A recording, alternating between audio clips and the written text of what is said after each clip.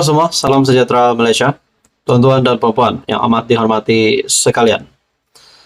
Sebelum ini kita juga mendengar berkaitan dengan status Hadi Awang ataupun Presiden PAS. Adakah Hadi Awang akan ditangkap berkaitan dengan ceramah-ceramah beliau? Adakah dengan banyak salah laku yang pernah didakwa yang melibatkan nama Presiden PAS berkaitan dengan kenyataan ingin menjatuhkan kerajaan dan sebagainya? Hari ini saudara-saudara, spekulasi-spekulasi ataupun andaian-andaian kita itu semua kekal menjadi andaian. Tapi Bukit Aman dalam satu kenyataan baru-baru ini pasti menggemparkan seluruh kepimpinan PAS dan juga Perikatan Nasional. Dalam sebuah artikel dari hmetro.com, Abdul Hadi akan dipanggil, ada unsur 3R dalam ceramah pilihan raya. Kenyataan ini bukan dari sesiapa, tetapi dari Bukit Aman sendiri. Polis mengesahkan akan memanggil Presiden PAS Tan Sri Abdul Hadi Awang berhubung ceramahnya di kawasan Bakri, Muar di Johor, yang didapati menyentuh isu 3R, yaitu agama, bangsa, dan institusi diraja pada Sabtu lalu.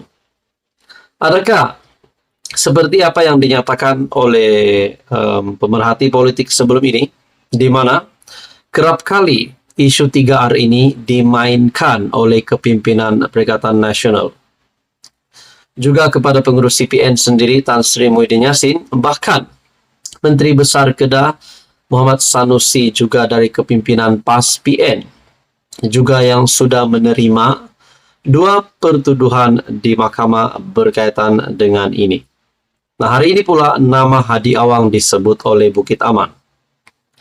Pengarah JSJ, Jabatan Siasatan Jenayah Bukit Aman, Datuk Seri Muhammad Shuhaili Muhammad Zain, berkata, ia susulan kenyataan Abdul Hadi mempertikaikan kuasa lembaga pengampunan yang mempunyai kaitan dengan institusi diraja. Dalam artikel ini, saya sahkan pihak JSJ sudah menghubungi Abdul Hadi untuk proses rakaman percakapan bagi melengkapkan siasatan kes berkenaan. Ia bagi mendapatkan masa yang sesuai untuk rakaman percakapan, katanya pada sidang media di Ibu Pejabat Polis Diraja Malaysia, Bukit Aman. Dalam pada itu, Muhammad Suhaili meminta semua pihak supaya tidak membuat sebarang spekulasi berhubung kes berkenaan, sementara siasatan lanjut dijalankan. Siasatan kes ini dijalankan di bawah Seksyen 4 dalam kurungan 1, Akta Hasutan dan Seksyen 233, Akta Komunikasi dan Multimedia. Dalam suasana kempen pilihan raya kecil di Johor, semua pemimpin-pemimpin parti politik dan orang ramai diingatkan untuk tidak membangkitkan sebarang isu berkaitan 3R, katanya. Terdahulu, Harian Metro melaporkan Abdul Hadi akan dipanggil memberi keterangan berhubung laporan polis terhadap ucapan beliau dalam kempen pilihan raya di Simpang Jeram, Johor.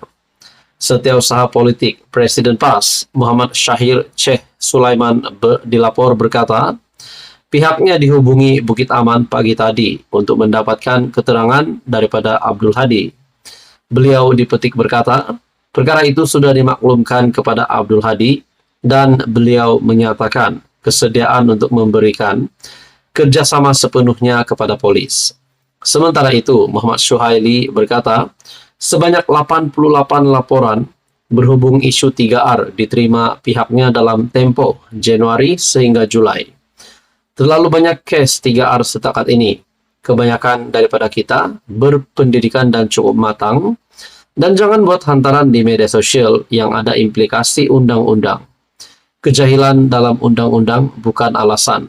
Selagi ada implikasi undang-undang dan ada laporan, polis akan siasat dan bawa ke muka pengadilan. Jadi perkara ini amat serius. Jadi tonton dan puan, seperti yang kita pernah dengar dulu, setelah berakhir pilihan raya negeri, sekiranya dimenangi oleh PN 6-0, mereka kononnya ada spekulasi menyatakan bahwa kepimpinan PN akan menubuhkan kerajaan. Kononnya lagi ada MP dari kerajaan akan meletakkan jawatan dan menyokong PN. Tetapi semua itu seperti yang dinyatakan oleh beberapa pemerhati politik, termasuk dalam ulasan Syahbudin.com ataupun Syahbudin Husin, jangan bermimpi Anwar jatuh. Akhirnya saudara-saudara, adakah di sini kepimpinan PN, Sanusi, Muhyiddin Yassin, dan Hadi Awang menjadi satu contoh yang baik setelah ketiga-tiga pemimpin ini, termasuk Hadi Awang yang terkini, yang dilibatkan dengan siasatan isu 3R. Saudara-saudara, tonton dan puan, sekian saja ulasan hari ini. Teruskan bersama di dalam channel ini untuk info yang seterusnya. Mohon bantu channel ini dengan menekan butang like, share, dan juga subscribe. Halo semua tuan-tuan dan puan, selamat datang ke channel Fels Lifestyle. Terima kasih karena masih setia di dalam channel ini. Saudara-saudara, Menteri Ekonomi Rafizi Ramli dalam sebuah kenyataan, dalam sebuah artikel dari Biharian.com, berkaitan dengan ada satu kenyataan di mana menyebut 54.000 warga Cina yang akan diberikan kerakyatan di negara ini. Dan ini, dalam artikel ini, Rafizi gesa polis, siasat akaun media sosial PAS Pusat.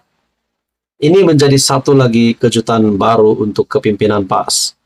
Dalam artikel ini, polis digesa menyiasat catatan media sosial yang dibuat PAS Pusat berhubung dakwaan 54.000 warga Cina dalam proses diberikan kerakyatan di negara ini.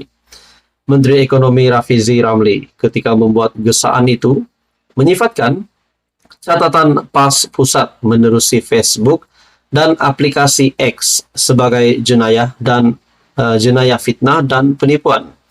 Nah, seperti dinyatakan oleh Rafizi Ramli, adakah di sini sekali lagi kepimpinan PAS coba untuk memfitnah ataupun menipu seperti yang dinyatakan dalam artikel ini?